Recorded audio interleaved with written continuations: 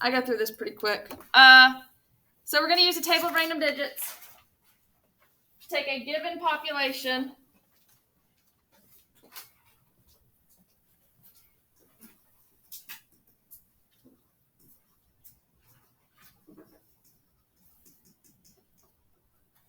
And randomly select a certain number of individuals as your sample.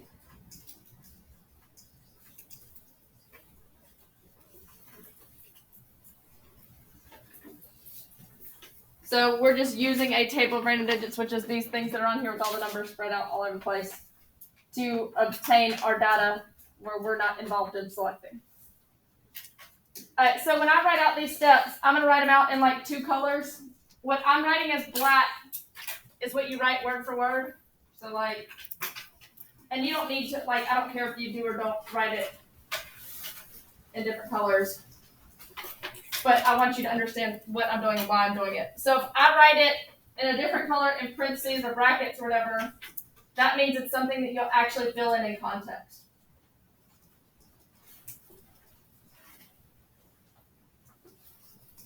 So individuals from population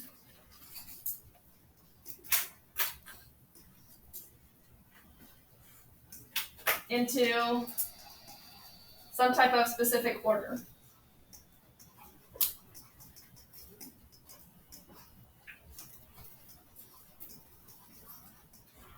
I didn't need to shove it all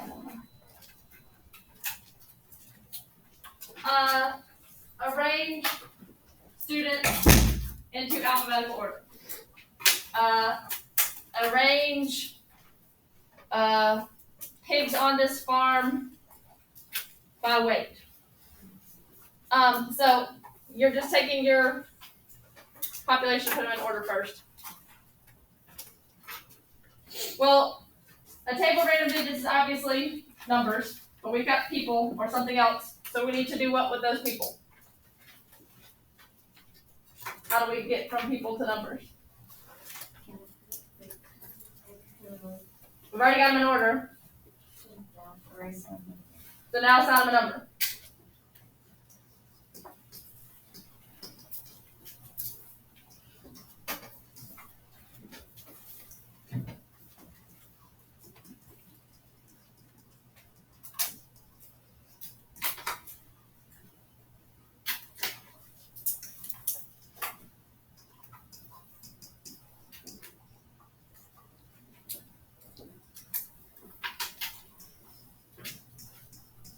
And some of this is going to be weird until I explain it.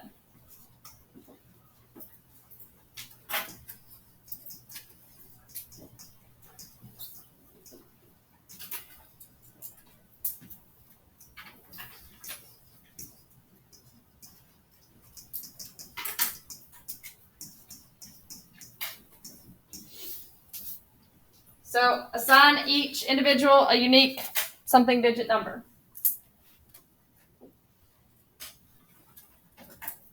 If I have a one-digit number, how many individuals can I have if I'm only assigning one-digit numbers?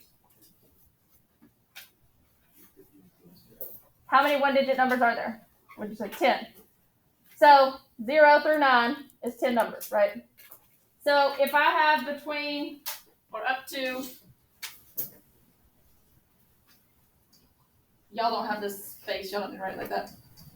Up to 10 individuals,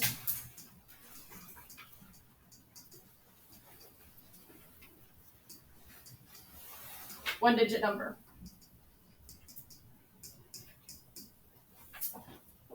I can do this even like with rolling dice.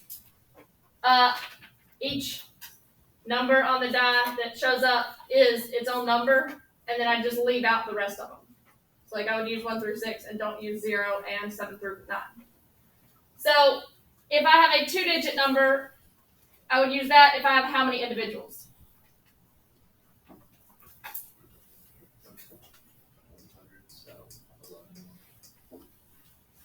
So 11 to 100 individuals, it's 2-digit. I can keep going. 101 to 1,000 individuals, will be a 3-digit, and I can keep going, but y'all should get the picture at that point. So if I only have 4 people, and I need to assign them each a random number, it wouldn't make much sense for me to assign them a 3-digit number because it's going to take me a really long time to find that.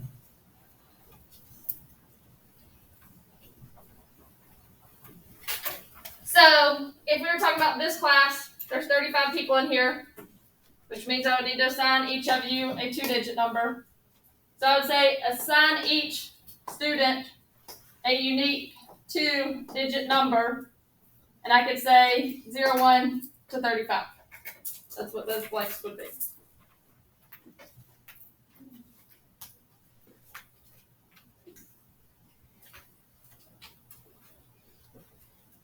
Alright, so step 3 is when we actually look at the table itself. So now we read the table of random digits that way. And table of random digits comes up a lot in our class. We usually just abbreviate like that.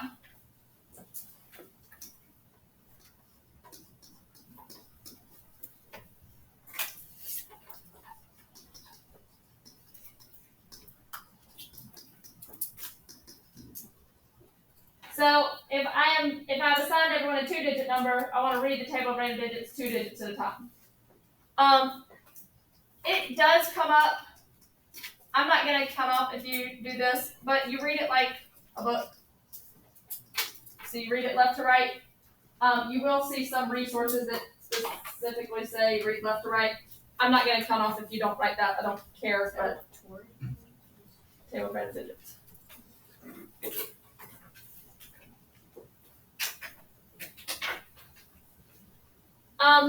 So if I'm reading 2 digits at a time, what are issues that might come up?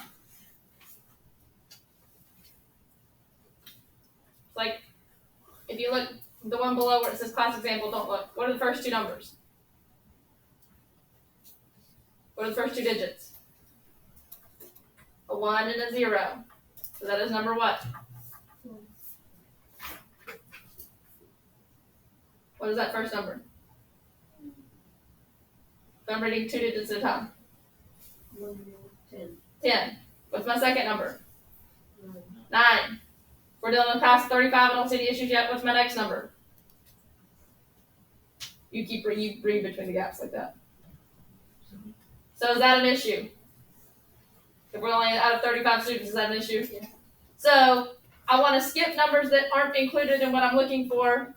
And in the scenario where we're at right now, if I'm picking people, I want to skip if their number comes up again. So we skip repeated numbers.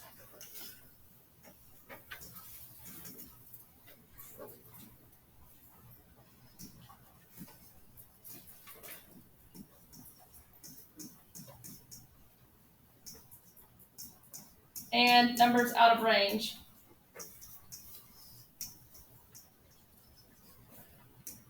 And at that point, you would write, I want to go to this.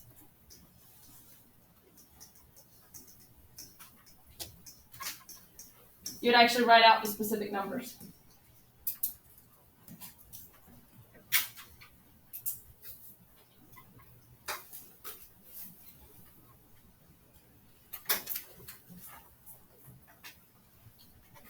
Alright, so I'm reading, trying to pick people in this class. We saw 10, we saw 9, we saw 73, we saw 25, we saw 33, we keep going. What do I need to know if I'm going to sit here and keep doing this? If I tell you to start reading the table, what do you need to know?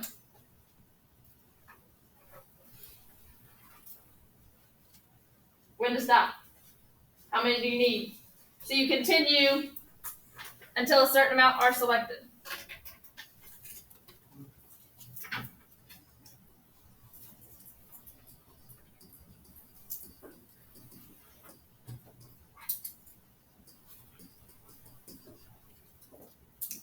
And so we would have specified that number initially and said, okay, you're going to randomly select 6 people in here. That's the number that would go there. Now, I'm writing unique again because some people choose to write it here. But if we already said before, we're assigning each individual a unique whatever number, I would accept if you put unique in either one of those places, you wouldn't have to do it in both.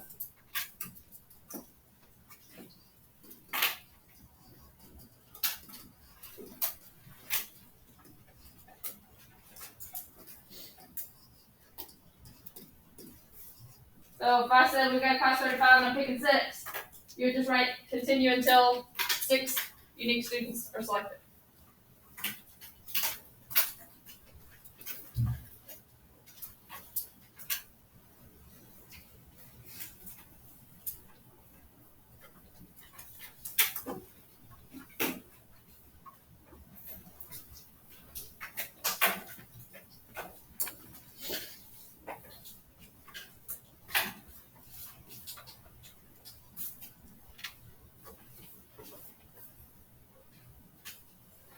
So we're going to do a quick, easy example together. So a family of 6 goes to Carnival. A prize is randomly awarded to 4 of them.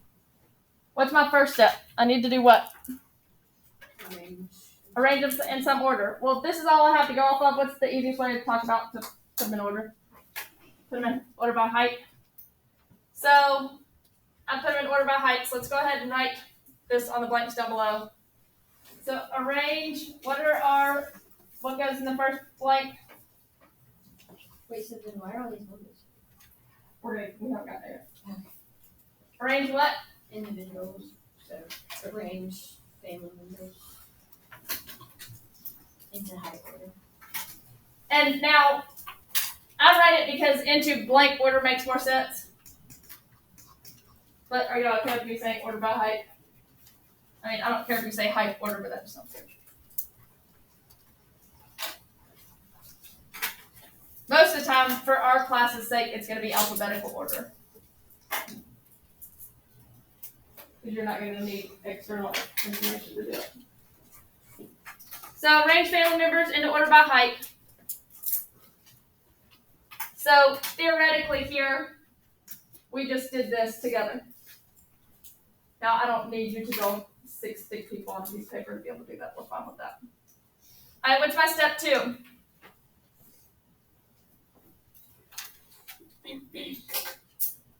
What's step 2? Assign each what? Family member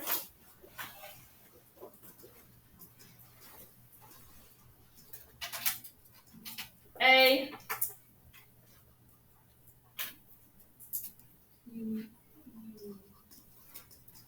how many do I have?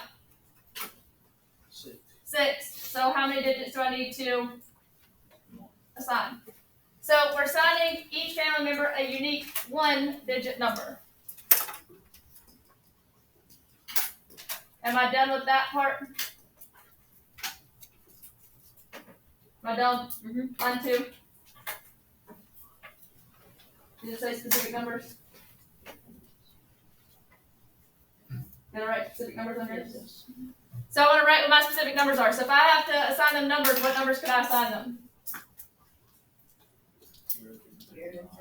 I can either do 0 through 5 or 1 through 6.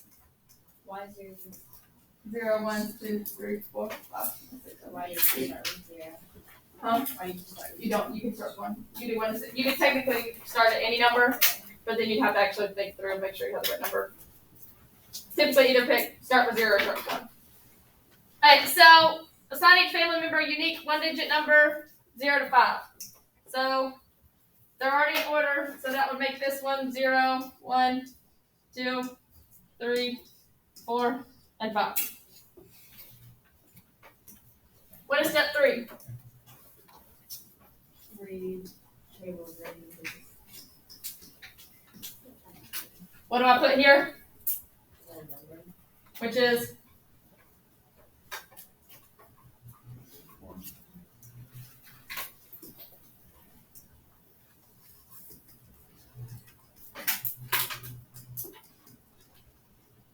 That's always this same number that goes, whatever number goes here is how you read it. And then if you want to put left to right.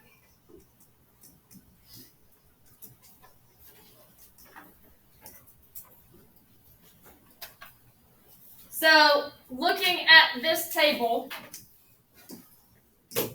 one gets super easy. So I am literally going through a 1 digit at a time. This first number, do I select it or skip it? Select. Let's go ahead and write this 4 first. What's 4?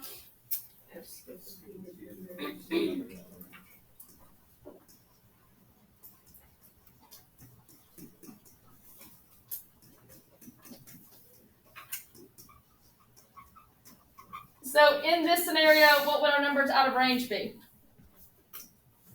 If we are using 0 to 5, we're not using, 6 to 9. because we're dealing with just 1 digit only. And then we're going to continue until what?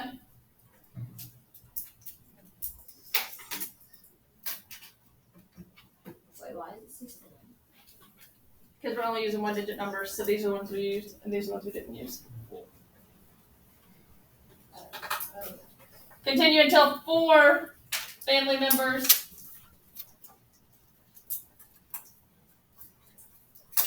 are selected.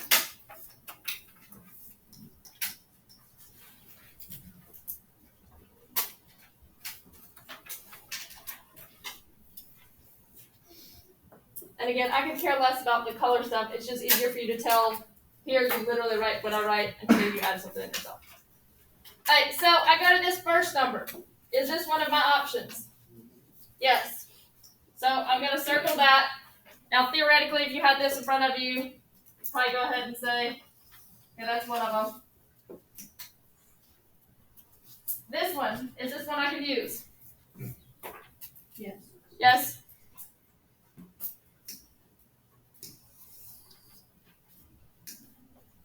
What about here? No.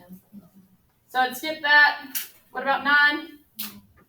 So I'd skip 9, I'd skip 7. What about 3? Yeah.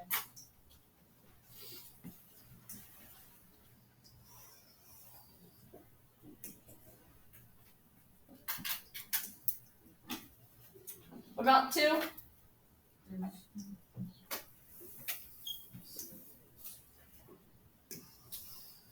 And I've got my 4. Now, if these were people's names, I would write down the 4 people's names and say that was my sample. So we are just learning how to obtain our sample randomly. We had no impact in that. We randomly selected 4 out of the 6. Questions? I want you to very quickly do number 2 by yourself, or not by yourself. You can talk to other people, but like not on the board. And just for the sake of being able to cover different ones, this one we started at 0. Let's start this one at essentially 1 instead of 0, but if you do different, we can talk about it again. So talk with other people while you do it, but go ahead and do problem number 2.